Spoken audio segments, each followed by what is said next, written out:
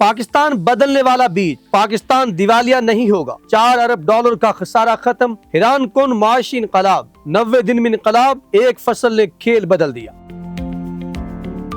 ناظرین، ایک بیج جو پاکستان کی معیشت بدل رہا ہے، اب ملک دیوالیہ نہیں ہوگا، صرف 90 دن میں انقلاب آ گیا۔ پاکستان مشرق وسطیٰ جنوبی ایشیا کے سنگم پر واقع ایک ایسا ملک ہے جس کے پاس دنیا کا سب سے وسیع اور مضبوط نہری نظام موجود ہے اور اس کی بنیاد ایک زرعی معیشت پر ہے، مگر آج یہی معیشت ایک خاموش معاشی خون ریزی کا شکار بھی ہے جس کا ذکر عام مباحثوں میں کم ہی ہوتا ہے۔ بظاہر یہ کنٹینرز روزمرہ کی ضروریات لے کر آ رہے ہیں، لیکن حقیقت میں یہ پاکستان کے قیمتی زر مبادلہ کے ذخائر کو تیزی سے ختم کر رہے ہیں۔ کہانی طلب اور رسد کے خطرناک عدم توازن سے شروع ہوتی ہے۔ 1980 کی دہائی میں ایک اوسط پاکستانی سالانہ صرف 5 کلو گرام خوردنی تیل استعمال کرتا تھا، لیکن آج ہماری خوراک اور ثقافت میں تیل کی شمولیت اس قدر بڑھ چکی ہے کہ یہ استعمال 20 سے 22 کلو گرام تک پہنچ گیا ہے۔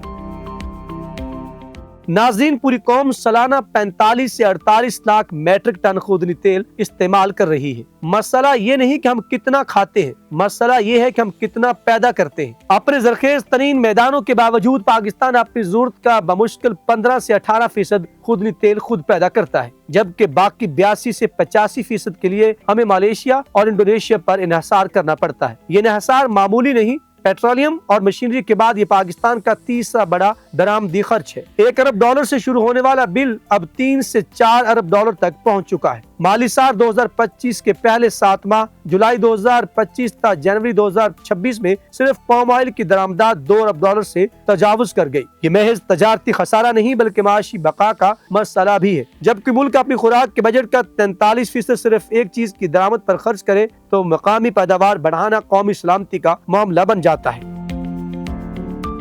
اسی خطرے کے پیش نظر نیشنل ایگریکلچر ایمرجنسی پروگرام کے تحت national oil seed enhancement programme NOEP شروع کیا گیا ہے۔ یہ ایک ایسا منصوبہ ہے جو پاکستان کو بدل سکتا ہے، کیونکہ اس کے ذریعے ملک درآمدات پر انحصار کم کر کے خود کفیل ہو سکتا ہے۔ 1 جولائی 2019 سے شروع ہونے والے اس 5 سالہ منصوبے کے لیے 109.6 ارب روپے مختص کیے گئے، جو 30 جون 2024 کو مکمل ہوا۔ اس کا مقصد کسانوں کو صرف قائل کرنا نہیں بلکہ انہیں مالی سہارا دینا تھا۔ ہدف تھا 9,27,000 ایکڑ زمین پر تیل دار فصلیں کاشت کی جائیں۔ کسانوں کو فی ایکڑ $5,000 سبسڈی دی گئی تاکہ وہ نئی فصلیں اگانے کا خطرہ مول لے سکے۔ اس کے علاوہ جدید مشینری پر 50% سبسڈی بھی دی گئی۔ یہ منصوبہ کسی سڑک یا عمارت کی طرح نظر نہیں آتا بلکہ پورے ملک میں زرعی زوننگ کے تحت پھیلا ہوا ہے۔ پنجاب میں خانیوال، ملتان، بہاولپور، رحیم یار خان اور وہاڑی کو مرکز بنایا گیا، جہاں تل کی پیداوار میں پنجاب کا حصہ تقریباً 95% ہو گیا۔ سندھ میں سورج مکھی اور سرسوں کی کاشت کو فروغ دیا گیا، جبکہ خیبر پختونخوا میں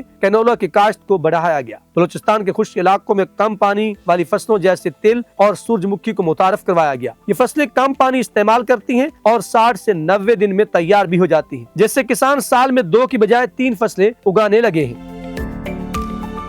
روایتی بیچوں سے فی ہیکٹر 1200 سے 1500 کلو پیداوار ہوتی تھی، جبکہ ہائیبریڈ بیچوں سے یہ بڑھ کر 3500 سے 39,000 کلو ہو گئی ہے۔ 2023 تک ملک بھر میں تیل دار فصلوں کی پیداوار 54,000 میٹرک ٹن تک پہنچ گئی۔ کینولا سے تیل نکالنے کے بعد باقی ماندہ مواد پولٹری فیڈ میں استعمال ہوتا ہے، جس سے $1 ارب کا درآمدی بل بھی کم ہوتا ہے۔ یہ منصوبہ نہ صرف درآمدات کم کر رہا ہے بلکہ برآمدات بھی بڑھا رہا ہے۔ تیل کی پیداوار میں اضافہ ہونے سے پاکستان دنیا کا تیسرا بڑا برآمد کنندہ بن گیا ہے اور صرف چین کو برآمد کر کے $414 ملین کمائے گئے۔ تاہم مسائل بھی موجود ہیں۔ 2022 کے سیلاب، جعلی بیج مافیا، سبسڈی نظام میں خرابیوں نے کسانوں کو نقصان بھی پہنچایا۔ 30 جون 2024 کے بعد فنڈ ختم ہونے سے کچھ علاقوں میں کاشت کم ہو گئی اور کسان دوبارہ گندم کی طرف واپس جانے لگا۔ ماہرین کے مطابق مکمل خود کفالت ممکن نہیں، لیکن اگر درست حکمت عملی اپنائی جائے تو 34% تک خود کفالت حاصل کی جا سکتی ہے۔ اس کا مطلب ہے سالانہ $1.36 ارب کی بچت، پولٹری فیڈ کی درآمدات کا خاتمہ،